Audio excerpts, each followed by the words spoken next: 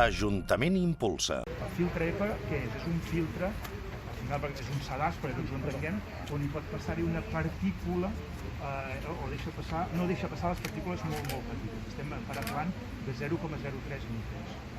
Llavors, què vol dir? Un filtre EPA de seguida ens quedarà col·lapsat de brutícia.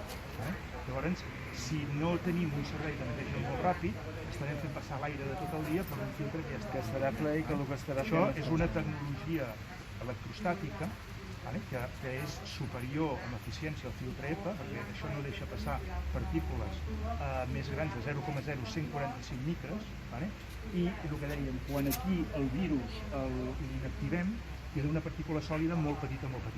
Si és més inactivada ja, si passa tampoc passarà res, però si és més petita, de 0,0145 micres, quedarà retinguda amb aquest filtre. Llavors, l'avantatge d'aquest filtre quin és?